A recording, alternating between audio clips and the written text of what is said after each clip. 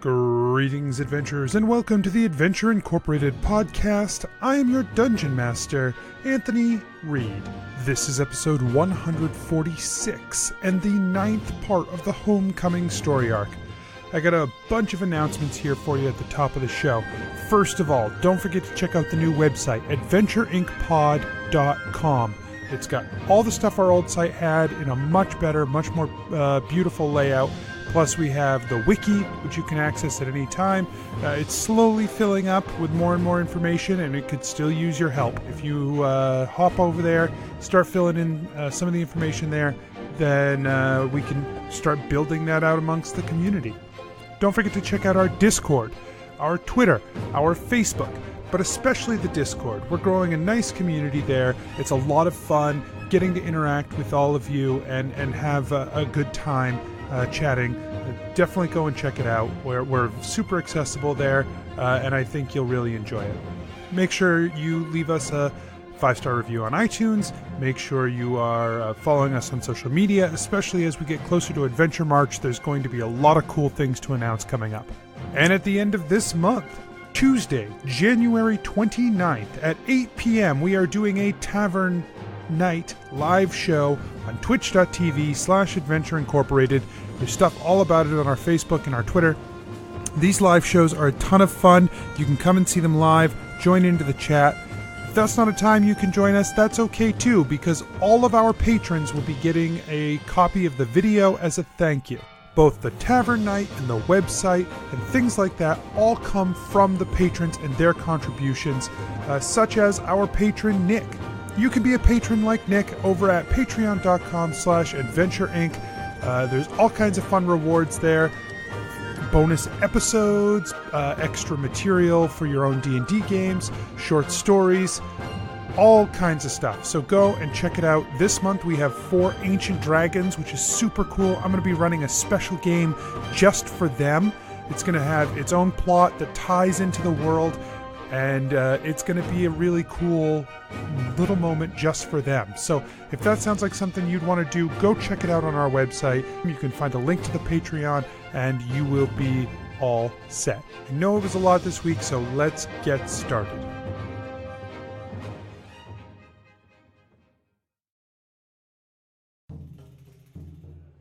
Nobles and farmers, knights and wenches, gather round to hear a tale of excitement and mystery. Brave adventurers facing grave dangers. Keth, the fighter monk. Guys, there's a lot of puppy in this cloak. I needed to say that. What? Jennuvera, the sorcerer. Jennuvera, you're sitting there next to Clyde, who just goes, "What the fuck?" I hold up my hand for a high five. Gebetto, the rogue. As soon as they see the 5 of you, their expression hardens. Well, we'll see you later. And Gebetto just turns. Gillik, the paladin warlock. But you're dying again, right? Like, you die, then you get a spirit. And you're nothing. And then you become nothing. And then you're nothing. That sounds like bullshit. Let's go kill the Death Lord. And Asher, the druid barbarian. Yeah, but I'm asking specifically why Jeff is important to Asher. It's just the first name. You know what? I don't have to justify this. Let us recall what happened when we last left our heroes. And you lower Gillik down into the alleyway, and then lower yourself down into the alleyway. And now you are inside the walls of Bradmont. The problem is that, unfortunately, the king has taken counsel from someone who we are having a difficult time seeing eye to eye with. So let's go talk to them. I don't care who the king is. I care who it is. Who is it? Umris Erdrad. I'm sorry, what? Have you not heard whispers in your head you must follow, Gillik Erdrad? Have you not heard? I've heard whispers in my head. I've never said I must follow them. Well, then that is foolish. And then I'm going to use my holy symbol, which is my medallion. My medallion is my holy symbol. I'm gonna, as I'm doing Turn the Unholy, I'm gonna dunk that medallion into the cauldron. Prepare yourselves, for this is the tale of Adventure Incorporated. Let's get started. Jennuvera. Okay. Jennuvera, your dreams are dark and troubled. You are running. I'm not asleep. You are asleep, and in your dreams you are running. You are chased by dark clouds rumbling with red thunder and lightning. No matter how hard or how fast or how far you run, these clouds continue to chase you. They fill the sky. And they boom. As every thunderclap booms, it booms in your heart. You feel it pound in your chest. And it all resonates with a feeling you can't describe, but that you know says to your soul, he's mine. I have taken him. This happens so long. You run and these clouds chase you and this thunder claps and you hear a voice say, I think she's waking up. Hey! Are you awake? Your eyes open. Yes. You hear the voice say, she's mumbling. I can't tell. Go get him anyway. And you hear the sound of the door open and close in whatever room you're in. As your eyes open and adjust to the light, there's a lot of like sort of blurry bright light in this room that are sort of blocking your vision. But as your eyes clear, you see that you're in what appears to be some sort of a healer room, like a room that healers would use to take care of someone who is sick or hurt.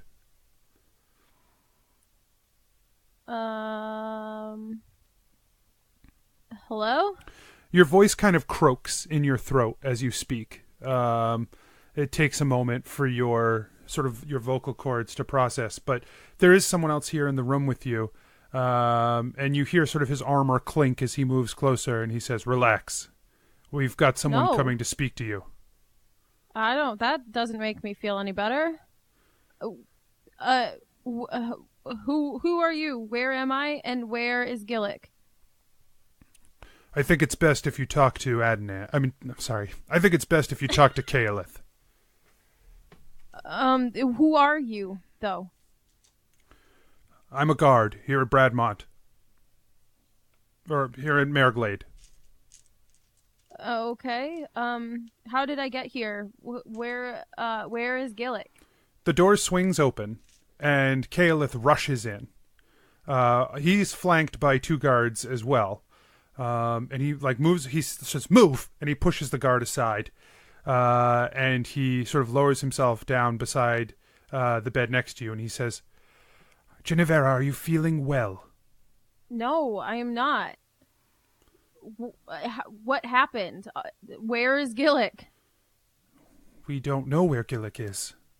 We were hoping you could tell us. How did I get here? There was an explosion. The whole church of Iora it exploded. The whole thing destroyed. Most of the building was vaporized.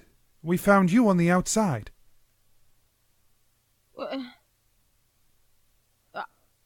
Okay, let's go back. You sort of move, you make a motion to move, and you realize you're chained to this cot. Okay, this feels aggressive. He sort of glances to either side, and he says, "Precautions were taken. I urged them they wouldn't be necessary, but it's been difficult to vouch for you since this was seen as an act of aggression." By whom? I didn't blow up the church. Well, I'm hoping you can prove that. What?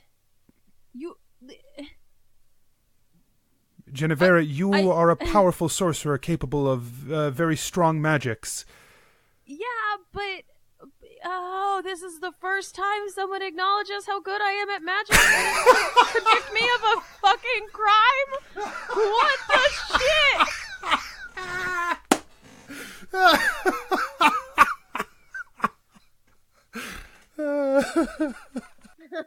God damn it.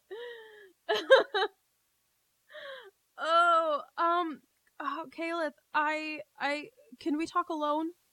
I don't think that's going to be possible. Listen, we need to find Gillik. His dad was there. And he wanted us to drink blood. I don't know. And then Gillik, gosh, oh, my head hurts. Gillik dunked his, okay, so Gillik's been, I don't even know. I don't know what I'm saying. Gillik dunked his Shadow Lord thing into the blood, and that's the last thing I remember. Caliph sort of turns to look at the guards and sort of gives them a pleading look. And they just shake their head. He sort of gives a sigh, and he says, "We will send someone to try and see if we can find anything to corroborate that story. In the meantime, unfortunately, things are going to have to remain this way. I fear you may have to have a conversation pretty soon with His Majesty."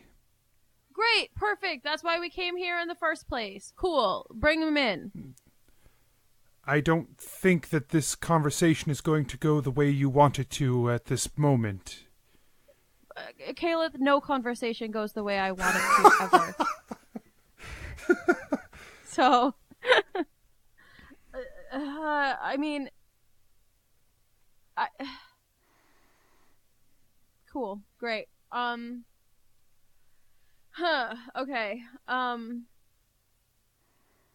So you'll send someone to go find Gillik. I'm gonna hang out here. We searched because I have to. We searched fairly thoroughly for Gillik and Umris. Well, search again. We will.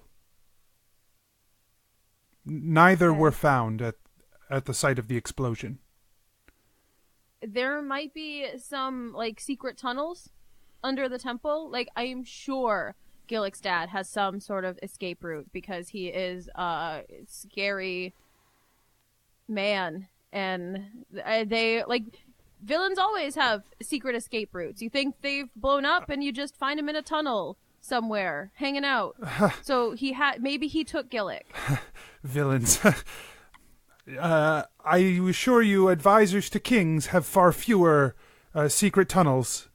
Not villains. Advisors to kings. That's what I said. Yep. I will... Jennuvera kind of looks at the guards right? That's what I said. We will get someone to look into your side of events. I wish that things had been a little clearer for you, but we will see what we can do. He turns and nods to the guards, and he stands up, and he moves toward the door. One of the guards hooks his arm and pulls him through to the door. He says, "Feel better, Jennuvera," and he points to you. Okay. And as he points to you, you hear his voice in your mind. He says, "The king believes you have murdered his advisor to get to him. This is dangerous times. Tread carefully. We have no more allies." Jennuvera says, "Okay." Are you going to message that back? Through the... No. You're just going to say it out loud? She's going to say it out loud. And then she's going to say, "I will try to feel better." The guard pushes him out the door and then shuts the door behind him with still the two guards sort of standing watch over you. Oh my gosh. This is the worst. She probably says that out loud too.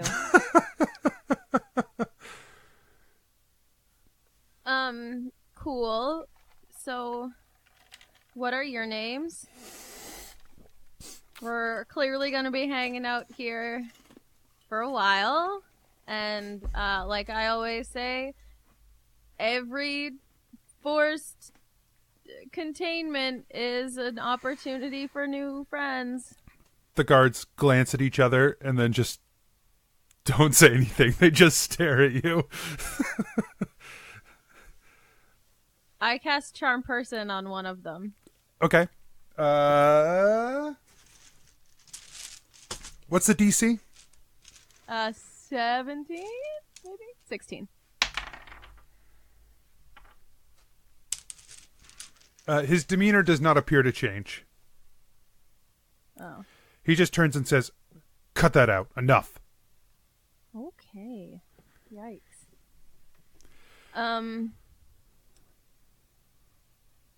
How breakable are the chains? Like, are they? You feel like you would have a hard time strengthening your way out of them.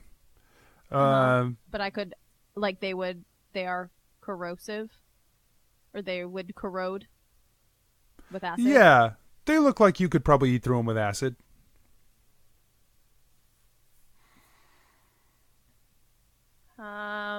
Okay. Jennuvera is going to wait patiently. Okay. And I think you're probably still recovering quite a bit. So you sort of slip in and out of consciousness over this time period anyway. Your dreams are still plagued by that same cloud, that same darkness that seems to follow you. Sometimes it's an actual physical cloud. Sometimes you see it as a dark figure. Sometimes you see it as simply a shadow. And in all cases, you get that same thrumming, that same feeling that something has been taken from you. Okay. It's a long rest. Yes. Yes. Okay. Yes. And so eventually you sort of come to. This is probably a couple hours after you awoke and spoke with Caliph. The guard sort of shakes you awake. He says, "We're going to sit you up. His Majesty is on his way." Cool. He sort of like props you up in the bed, and they go and they prepare the room a little bit, and a knock comes to the door. A guard opens it. Four more sort of regal-looking guards. They've got like higher insignia. They are sort of decked out in fancier armor. They enter the room and sort of like hold watch while the King of Bradmont steps into the room. Jennuvera's gonna like bow her head. He sort of like steps through and he like stares at you with a hard look. After a few seconds, he turns and he says, "Leave us." The guards sort of say, "Your Majesty, perhaps this would not be wise. She is powerful." "Leave us." And the guards step from the room.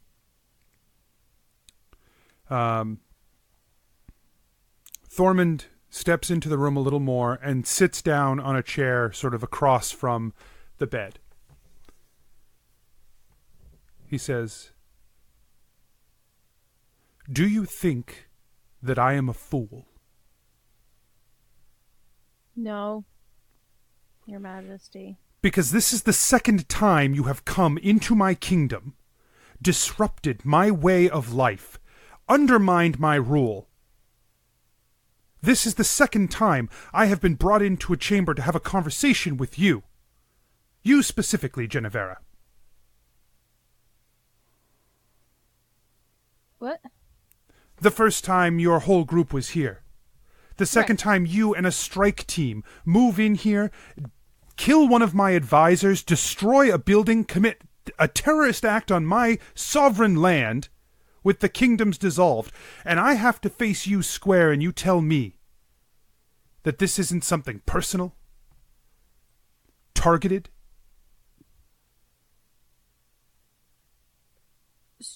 So, okay.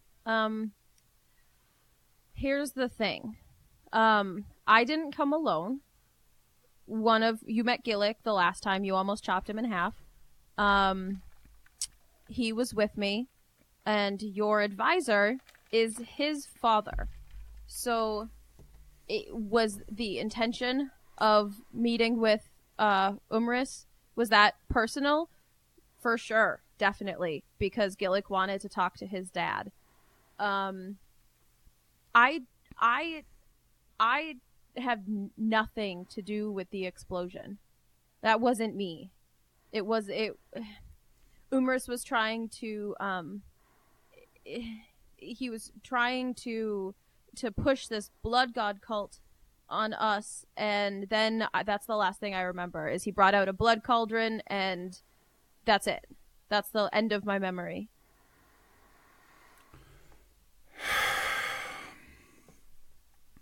Umris is someone I have come to rely on heavily. His counsel has been very valuable to me in this very difficult period of transition. Now, it is my understanding that his views were different than what you were coming to try and persuade me to do. That is correct. So you'll forgive me if I find it rather convenient that it was simply a matter of father and son that caused a portion of my, not even my kingdom, my capital, to be turned to dust and ash. Listen, I'm super sorry about that. Like, I hate that happened. I am missing my friend as well. This is so stressful. Normally when we're in trouble, it's because we've done something, actually. I have never, this wasn't me. This was Umris. And I don't know how it happened, and I don't know what to tell you, and I don't know what to say to make you believe me, because I don't think there is anything I can say that will make you believe me. So I don't know what you want from me right now. He sort of like puts his head in his hands. He says, one of the great difficulties of being a king is trying to find the balance between justice and truth. Is it possible that what you've said to me here is true? Maybe from your perspective, although I find it hard to believe that when that building blew up 3 weeks ago, it had nothing to do with you or your companion. Wait, what? Did you just say 3 weeks ago? Yes. Oh, jeez. I need to go. I need to leave. I understand that that's an insane thing to say right now, when I'm chained to a table and you're a prisoner and you think I've blown up half of your country or whatever, but 3 weeks, like, we don't have that sort of time. 3 weeks. I feel like oh boy. There's no chance of that, right? Of you just saying, okay, you clearly have something important. No, that's not how this is going to work at all. No, I know. I just, oh my gosh. Can I just tell you flat out what's happening in Jennuvera right now? And maybe that'll, like, help clarify some things. The reason that, we find ourselves back here again, having this awkward conversation. Okay, so tell me in bullet points what Jennuvera is going to outline to the King of Bradmont. and if it's helpful, what details that she is going to omit. Yeah. So, she's pretty much just gonna stick with the Gorm story. She's not gonna go into detail on the ley lines. But she's going to talk about how Gorm has jumped realities, and how she knows that the dissolution of the kingdoms has partially been because of his presence and his their interaction or whatever. And she's going to talk about how she's like flat out she's going to say he's trying to awaken Herix and the world is going to end if he succeeds. And the only way that we can defeat him is by the power of friendship.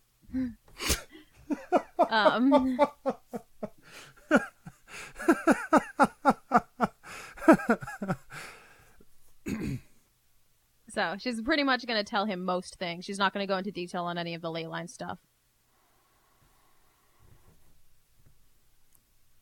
The Traveler.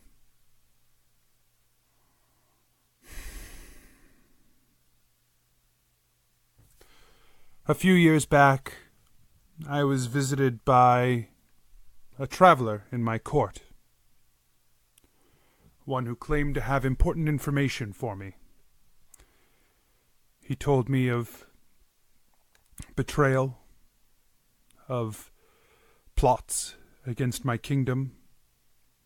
He foresaw the only avenue to strength was to separate ourselves from the other kingdoms.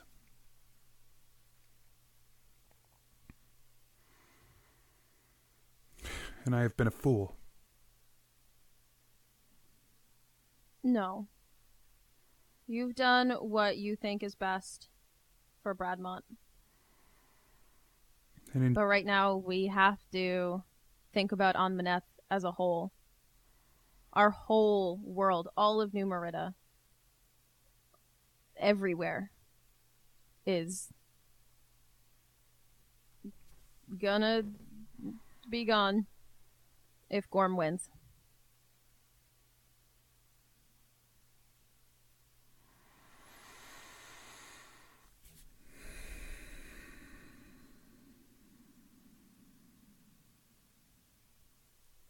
There is a knock at the door while he sort of contemplates this.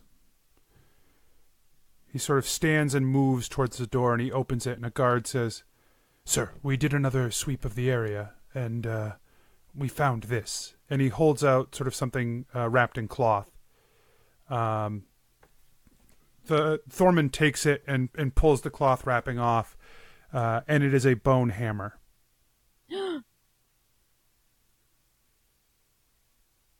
Where did you find that? It's strange. It just sort of it seems to have appeared in the center of the of where the explosion happened. Yeah. Wait, no.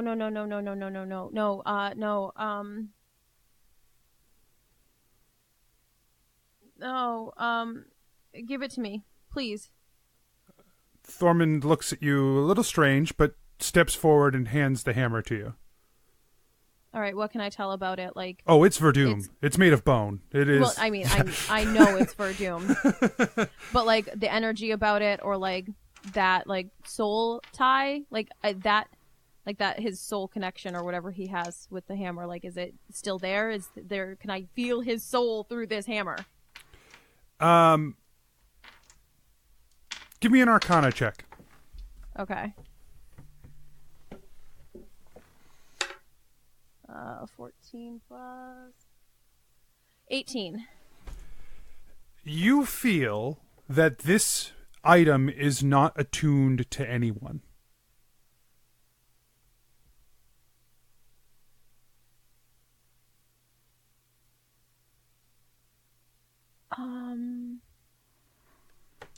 Hey, I really need to go. He turns back to the guards and he motions for them to shut the door, which they do. What does this mean?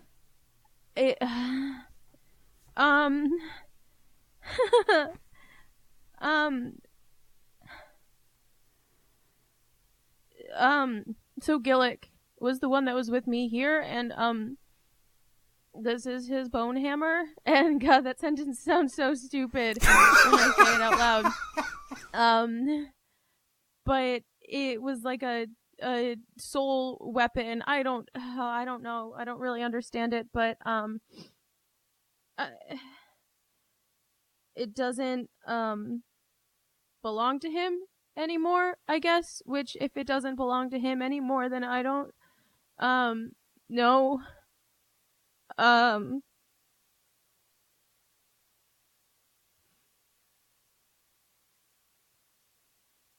I just really have to go home.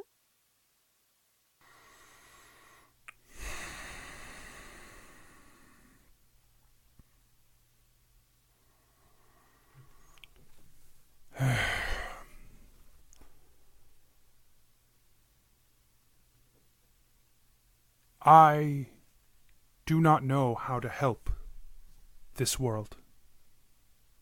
I don't know how to help this continent, New Merida. I'm not even sure I know. Small. You can. I know that King Garhand and I know that King Callus are not. They're not gonna reunite the Council of Kings anytime soon. I know that, but you can reach out to King Harper. You can reach out to King Harper. No, I know. Listen, I know we're friends. He's not a bad guy. He was trying the same way that we are right now. He was trying to reunite the kingdoms in the small way that he knew how, and I know that yes, he killed the Lady of Knives, but like also she was pretty bad. The problem is not that he killed the Lady of Knives. The problem is that he committed a coup. He set himself up to seize power from the Lady of Knives. A person who he had sworn an oath to. You are asking me to turn against the two strongest kingdoms in this country, and to instead. Asking you to... Not alone. Where is King Redridge? Where is King Harriman? Redridge has no kingdom. It is fallen. And Harriman doesn't mean she's not still a king. A king of what? A king of her people. She has an entire country's worth of people who still, I'm sure, recognize her as their king. I can't imagine that they would abandon her. She has people, she has lives that she still feels responsible for, and they're still looking to her. That is power. You have this whole country of people who have come to you in this time. There are orcs attacking all around. We have undead attacking everywhere in Carapath. The lizard folk in the knolls, they are ravaging Paranith. I get that. Everything is pretty shit right now.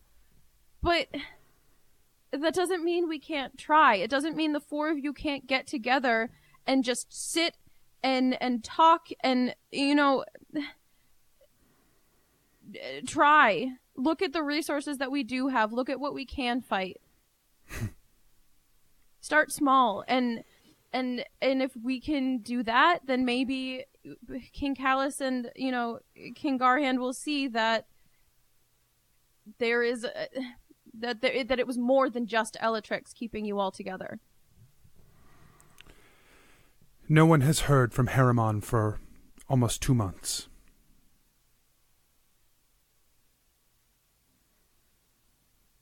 I don't know what's happened in Vedris, and every time I try to send scouts or messengers, they do not return.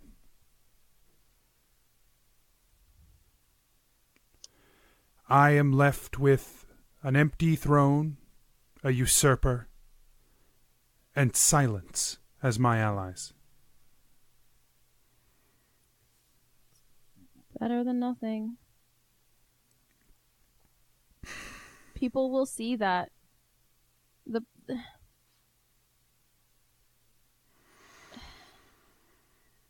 They'll see that you're trying.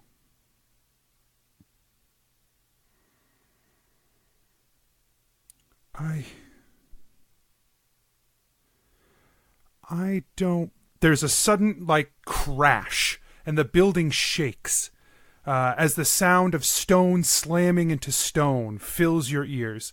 Dirt, falls from the ceiling. It sort of knocks Thormund, over a little bit. He stands quickly and rushes toward an open window, and he says, "Oh, gods be damned! The orcs What is it? The orcs. They're attacking again." Okay. Let me help. Let me help, please. Just let me do something. You don't even. You can just roll this bed to the window. That's all I need. If I can see them. He draws his sword, and he sort of raises it up and just brings it down onto the chain beside the bed, just shearing it. He says, "Gods, do not make me regret this." No, they won't. All right. I'm gonna run to the window and see what I can. Outside, you see about 3 battalions of orcs. So a huge number of orcs. They have several siege weapons, giant catapults, which is probably what the rocking, so to speak, of the building was. And there are many pennies. Few pennies, in fact. Just the one penny.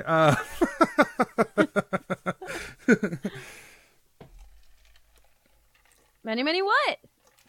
Orcs. Many orcs. Oh, many orcs. There are many, Sure. many orcs. Right. His soldiers down below are sort of scrambling, beginning their process of being ready for the orcs to meet the walls. But as the rocks are raining in basically from these catapults, they're slow, but they're dealing some damage to the buildings and whatnot. The siege is happening, or at least a siege is happening. Okay. From what you know about the orcs, this is not their full force, but there are many of them here. Okay. Great. I'm going to just cast. I'm going to target the one of the catapults. You said 3 catapults? Yeah, they're pretty far out now. Especially from where you are here in the palace. They are. You guys are sort of the way the palace is built. It's sort of up on a hill, with the town built out down around it, and then the wall around the town. The refugee camps on the outside of the wall, and then the orcs are still a good distance away. They're fucking hucking these rocks with the catapult, which is why they managed to smash in here. But you're far enough away that it's farther than 160 feet for sure. It's right. Yeah. Okay. I'm gonna look at Greywood and I'm gonna say, I promise I will come back to you as soon as I help handle this. Cool? He nods. Okay, so I'm gonna run out. I'm gonna run out of the castle. He opens the door and says, "Let her through." And they sort of the guards just sort of let you exit. Great. So I'm gonna go out. I'm gonna get to the top of the outside wall. Okay. Does that make sense? Yep. So the one outside. The big wall around Mareglade. Yeah. And I'm going to get to the top of it if that's possible easily. I mean, you can telekinesis yourself up. Sure could. There are ways from the inside to get to the top of the wall pretty That's quickly. what I figured. Okay, that's it. I assumed. Okay, and I'm going to now. I'm within 150 feet. Yeah. Yeah, the orcs have been moving their way forward. The soldiers that have been stationed outside the wall for protection of the refugees, and many of the refugees who are capable of, carrying a stick, have made defensive lines. The orcs have already started cutting into those lines. So from your vantage point, the catapults are probably still outside your range.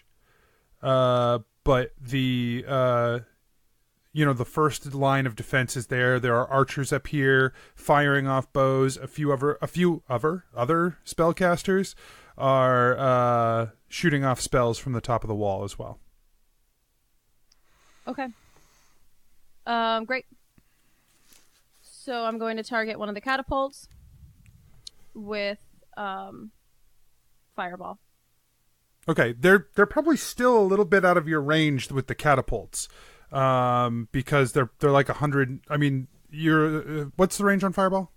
150. Yeah, they're probably still a ways out. Like, probably significantly far out, because they don't need to be that close with the catapult to get the rock where they want to hit it. But the lines of orcs are closer. If you wanted to try to get past the lines of orcs so that you could start sabotaging those, that would be sort of different. No, I'm just going to cast Vitriolic Sphere on a big hunk of orcs. Okay. What do you have is there a metamagic for spell distance? I don't have it. I'm not sure if there is or not. Yeah. You have to get some more of those soon, don't you? I hope so. Yeah, I don't know when that is. All right. 10th level. Just level us up. Nope. Okay. So. Okay. Okay. Yeah. Worth a So shot. the vitriolic sphere, you throw it out there. It crashes down into like a group of orcs. Go ahead and roll damage on that. Okay.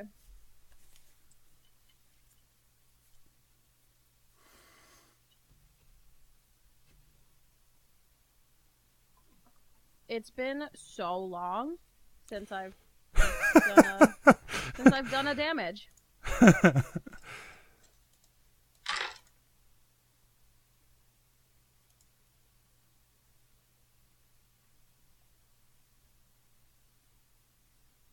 $28. 28. Okay. Yeah. The Wait, vitriol. plus 7. Oh yeah. 35. Because it's Okay. an acid spell. Perfect. So the giant sphere of acid sort of streaks out from your hands down across to the battlefield and just sort of washes over the front line of the orcs. You watch as the acid bubble just kind of bursts there and acid splashes all over them. You see 5 or 6 orcs just fall down dead. Several others are still fighting. They're covered now in acid and they're burning, and you can hear their screams.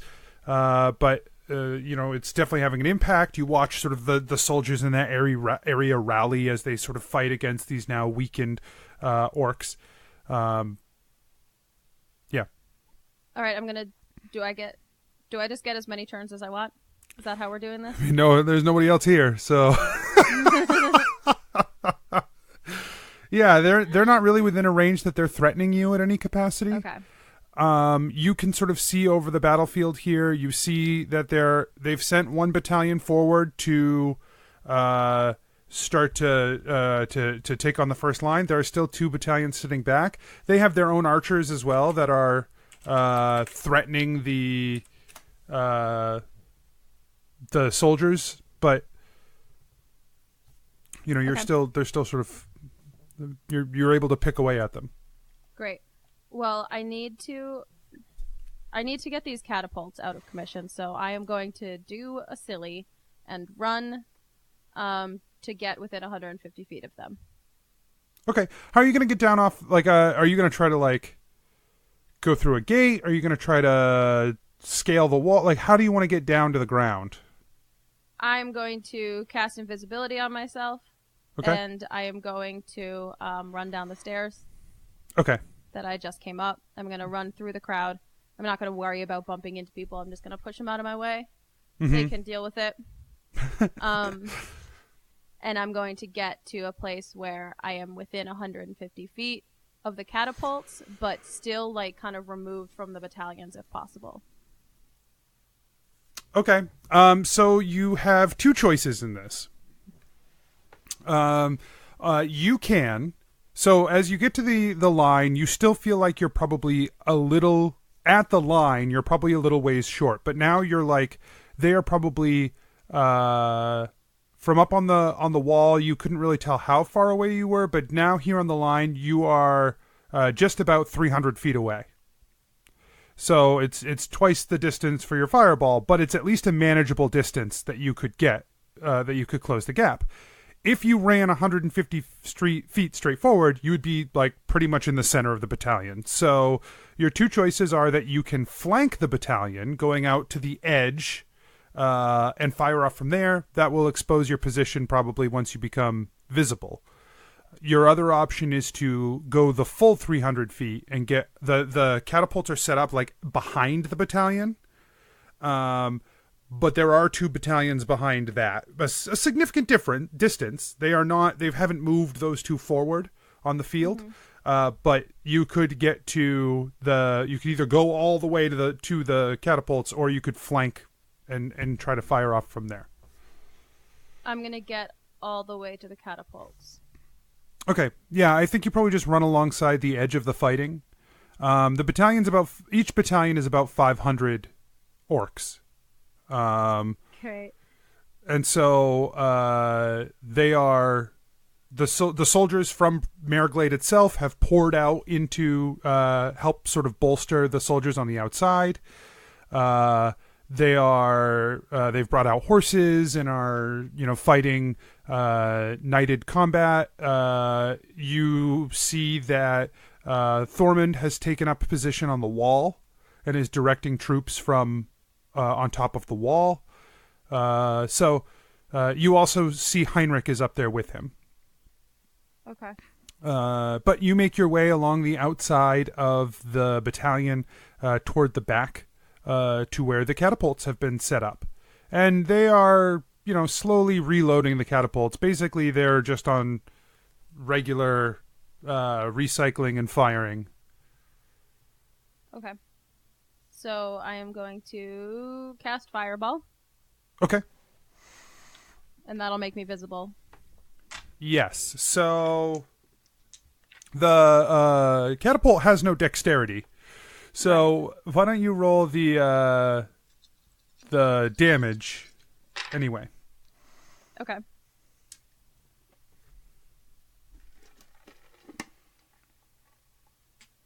$25. All right, you fire off a fireball at the first cannon. I think there's probably 3 cannons. You fire off the first fireball. It slams into the cannon, bursts out with fire. You watch as 3 engineers fall off the cannon dead from the explosion of fire. And the cannon ignites in flames. The ropes snapping and whipping around. As people try to sort of get it under control, but it very, very quickly, it's pretty incapacitated. They've made these out of what they could find, mm-hmm. and so they are not the most safe or secure devices. You are now visible, mm-hmm. and so go ahead. What are you I'm gonna going say? to do a quick vitriolic sphere. In front of me as they run towards me. So, I'm behind. So it's the regular Bradmont people fighting, the battalion, me.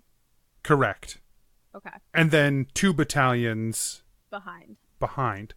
So what's interesting is that as the battalion ahead of you, their ranks have more or less broken. As these mounted combat soldiers have made their way into the fray. You notice a couple of the soldiers wear the insignia of the soldiers of the Golden Spear, and those have been sort of used as elite troops in this. And they've been cutting down orcs. They've broken the ranks of the battalion, but there are still a lot of orcs out front here. And so now it's more of just like a skirmish on that line, and no one has even really noticed that you're burning the catapults from behind, except for the battalions behind, Gotcha. which send a second battalion forward to start to make their way to deal with you. Okay. So what I'm going to need from you is a dexterity saving throw.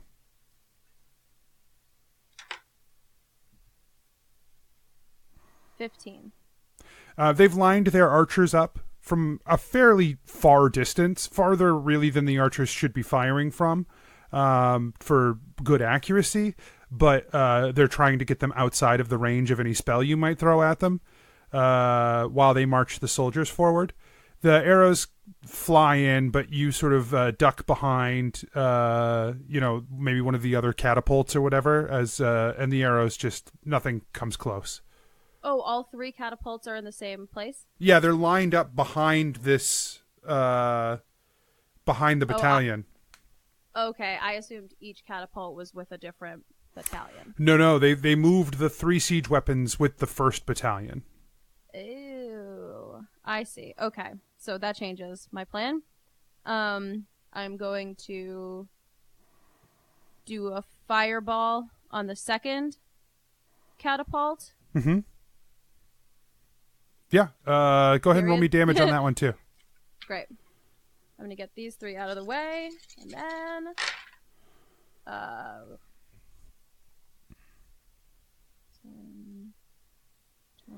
24. Yeah, similarly, you fire off this fireball. It explodes on the catapult, which ignites in fire. The engineers die. There's no one. They're just burnt, crispy. Oh boy, crispy orc. Yum. Keth would really love some of this skin if you want to save it for him. Oh my god. He wouldn't. That's real creepy for him. You move toward, I assume, the third one. Yeah. So go ahead and give me another dexterity saving throw. Sure. Nice. 19. Yeah. Okay. Again. That sat on a 2 for a half second, and I was really worried. And then it just tipped over onto the 18. Woo! Yikes. This time, as the arrows sort of rain in, you almost are just you're running between the arrows as they sort of plink into the dirt all around you. And you make your way toward the 3rd catapult, which you see that they've started to, the engineers have started putting up some barding on to try and ward away a fiery spell that might come in. What's barding? Like plated armor along the side. Will it get melty under acid? Probably. It's Great. metal. It's crude metal. So. Okay, then I'm gonna cast Vitriolic Sphere. Fuck 'em up, fam. Okay, go ahead and roll damage on the Vitriolic Sphere. 2 + 7, 39. Okay. Yeah, the engineers thought they were being really clever while they put up this barding, and you sort of just wash over them with this acid. And not only does the acid eat away the barding that they have up there and eat away at the engineers, it also eats away at the ropes. So the wood is mostly unscathed by this, but the sort of the leathery ropes that they had are now just torn to shreds. They're useless, and it can't be fired again. Okay, great. So I'm going to immediately cast invisibility on myself again, and I'm going to move up closer towards the other battalions. Give me one more dexterity saving throw at advantage with your invisibility. Okay. 18. Okay. Arrows come in. They're sort of firing roughly where they saw you disappear. They've widened their scope a little bit from when they were trying to target you before. They've slowly been moving the archers up between volleys. But now they don't really know where you are. They've fired all over the place, and you sort of slip out of the area unnoticed. Perfect. Okay. So I'm going to get within 150 feet. I just dumped water all over myself. Great. Oh, it's so uncomfortable and cold. Good audio. Quality content. It's so cold and wet. I hate it. Oh, God, I hate it.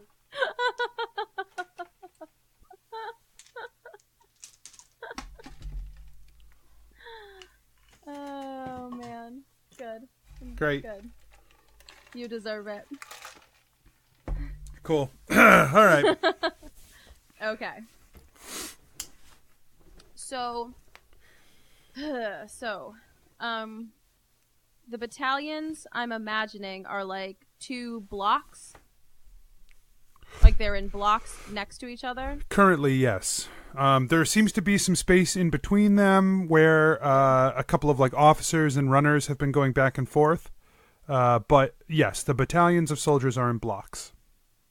Although they're not next to each other anymore because one has started to move forward towards you. So they're almost in a line. Okay. I'm going to flank them. Like I'm going to go run up to their side. So I'm 150 feet out behind the archers. So I'm coming at them from the side. Does that make sense? Yes. Yes, it does. Like I'm trying to picture and I imagine the archers are like somewhere in a row. Uh-huh. So I don't want to be in front of them. Right. I want to be behind them. Sure. So, great. Yeah, so you move off to the side of the battalion. You go sort of running until you reach... The archers are about 3/4 of the way back in the battalion. Behind them, they have like some healers and some spellcasters, mostly casting like support spells. They have one war drummer who is like hammering out a beat on the war drum that you feel like is probably bolstering the troops in some capacity. Yeah, their support is in the back of the battalion. Okay. Cool. You said 500 in each battalion? Yeah. How many orcs can fit in how many foot radius? Oh god, we're gonna have to do some math. 20-foot radius sphere. Just like roughly. We're gonna say roughly 65. Okay, that's fair. If it was going to be like 10, it was going to feel pretty useless. But 65 feels worth something. All right. So, from the side, I'm going to cast this into the middle, like as close to the middle of the battalion as I can. I don't want it to be on the very, very edge, so if that means I have to move in a little bit, that's fine. Okay. But I want it to break them up as much as possible. Okay, well, what are you casting? I'm going to cast Vitriolic Sphere. Okay. So you move, what's the range on Vitriolic Sphere? We'll say they're 25 across, 20 wide. So, yeah, you're like 75 feet away from the battalion for you to be able to cast at the center of the battalion. Okay. So, a decent enough distance that it would require troops to run several feet or several turns to get to you. But you are within archery range. Yeah. Okay.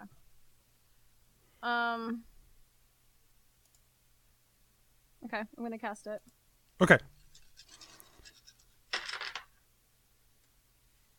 Let's do 29. Okay.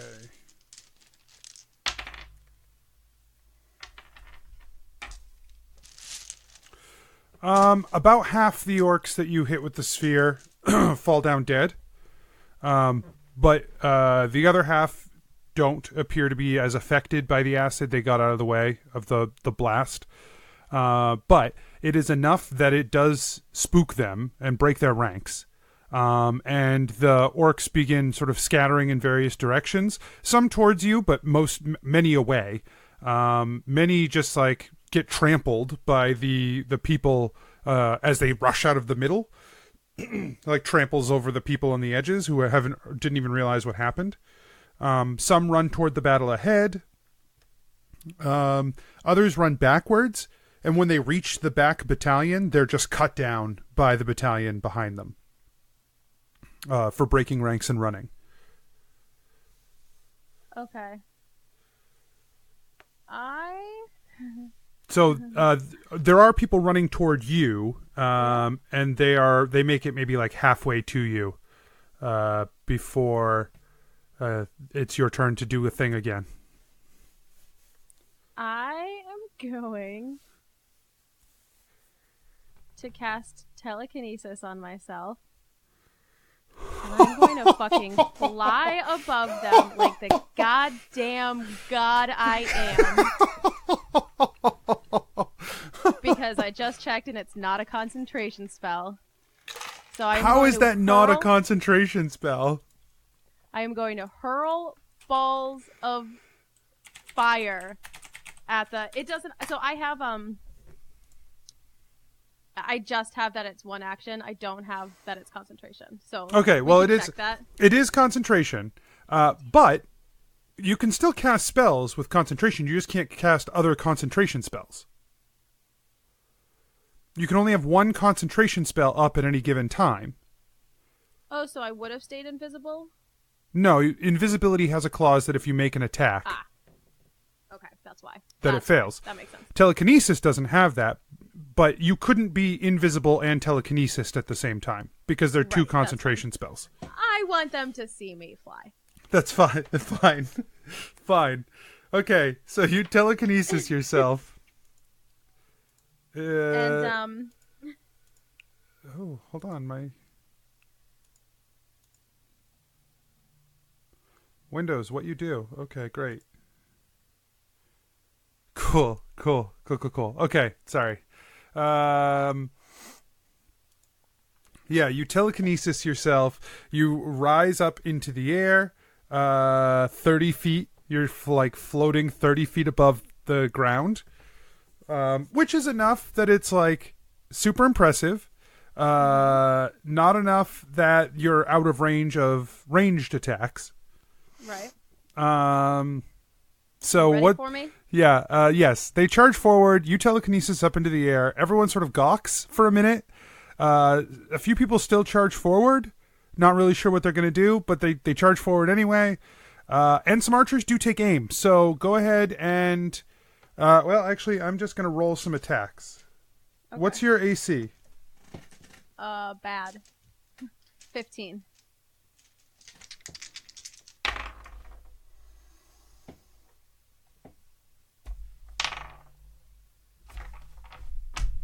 Okay. One of them does hit you. Okay. So yeah, you take an arrow. It does graze you, and it deals you 4 damage. So go ahead and make a concentration check. So what do I add to concentration? I rolled a 15. Your Constitution modifier. Constitution. So 20.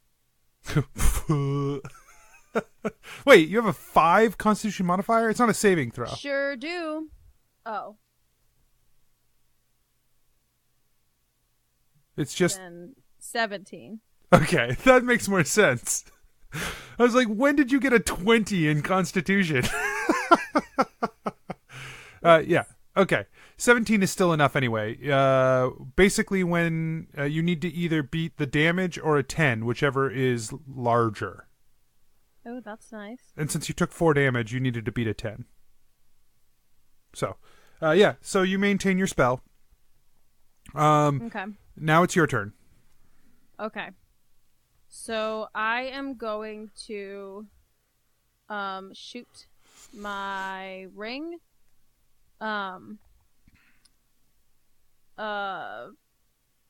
chromatic orb at a level 2 down into... Oh, is it just one creature, actually? Yeah. Hold on. Oh, yeah, that's some, That's... No. No thanks.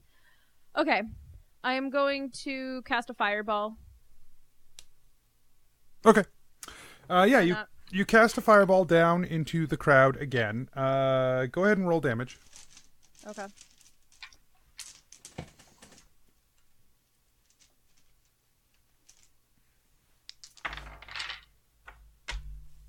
Oh boy. I've been rolling 2 fewer d6s each time for this fireball than I should have been. I felt a little low, but I just assumed you were rolling low numbers. Nope. Well, that's gonna be better. They were all destroyed anyway, so it really doesn't matter. 6, 12, 18, 23, 7, 34, 36. Yeah, that's much better. Yeah, the fireball slams down into the ground. It probably kills another 10 orcs or so. But they're sort of scattered around now, so the fireball just sort of explodes, knocks a bunch of people away, and they're still sort of running about. The 3rd battalion turns and walks back toward the forest. Hell yeah. From the back of the battalion, it's like, so the battalion is like turns and marches away. A single person is standing within the battalion that like everyone's just like walking by them. And as the battalion moves out of range, he sort of like slips out the back. He's a single, sort of more advanced looking, orc soldier. You see him draw a small stone and like hold it to his forehead, and then he cracks with energy, lightning streaming down off of him, and is thrown up into the air, sort of like flailing wildly until he comes to hang in the air maybe 200 feet from you. And you sort of like, it's just the two of you sort of hanging in the air 30 feet up. And you hear like a voice that resonates from within him as he says, "I am Thinrock, the Thunderer, and I, the god of lightning and power, will be your downfall." And he cracks a bolt of lightning at you. Make a dexterity saving throw. Ooh. 8. Oh, that's not enough. It sure isn't.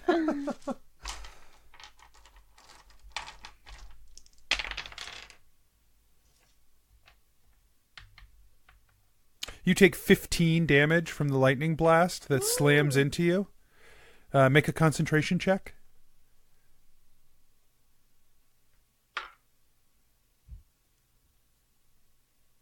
5. And you plummet to the ground.